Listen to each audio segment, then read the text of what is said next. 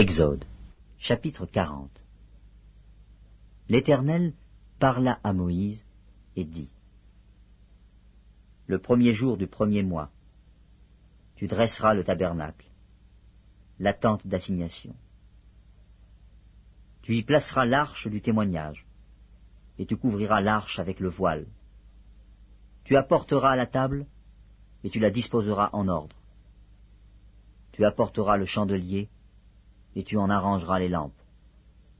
Tu placeras l'autel d'or pour le parfum devant l'arche du témoignage, et tu mettras le rideau à l'entrée du tabernacle.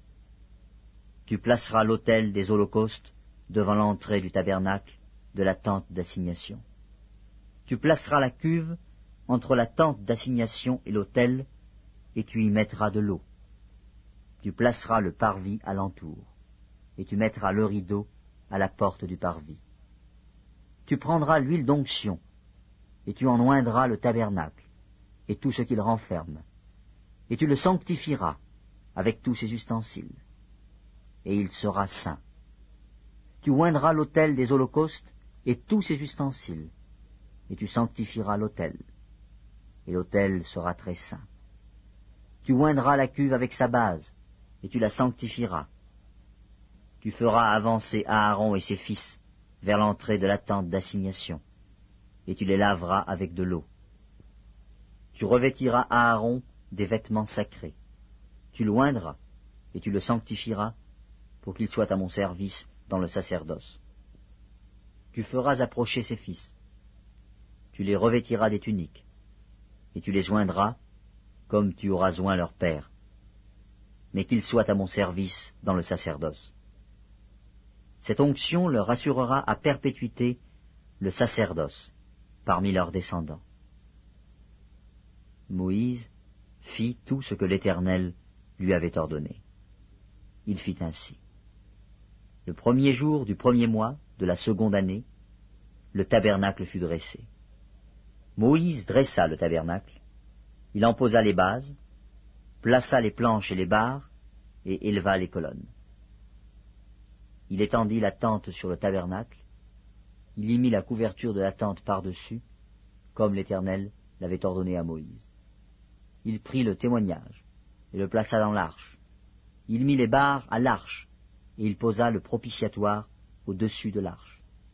Il apporta l'arche dans le tabernacle, il mit le voile de séparation, et il en couvrit l'arche du témoignage, comme l'Éternel l'avait ordonné à Moïse. Il plaça la table dans la tente d'assignation, au côté septentrional du tabernacle, en dehors du voile, et il y déposa, en ordre, les pains, devant l'Éternel, comme l'Éternel l'avait ordonné à Moïse. Il plaça le chandelier dans la tente d'assignation, en face de la table, au côté méridional du tabernacle, et il en arrangea les lampes devant l'Éternel, comme l'Éternel l'avait ordonné à Moïse. Il plaça l'autel d'or dans la tente d'assignation, devant le voile, et il y fit brûler le parfum odoriférant, comme l'Éternel l'avait ordonné à Moïse. Il plaça le rideau à l'entrée du tabernacle. Il plaça l'autel des holocaustes à l'entrée du tabernacle de la tente d'assignation. Il y offrit l'holocauste et l'offrande, comme l'Éternel l'avait ordonné à Moïse. Il plaça la cuve entre la tente d'assignation et l'autel, et il y mit de l'eau pour les ablutions. Moïse, Aaron et ses fils s'y lavèrent les mains et les pieds. Lorsqu'ils entrèrent dans la tente d'assignation et qu'ils s'approchèrent de l'autel, ils se lavèrent comme l'Éternel l'avait ordonné à Moïse. Il dressa le parvis autour du tabernacle et de l'autel, et il mit le rideau à la porte du parvis. Ce fut ainsi que Moïse acheva l'ouvrage.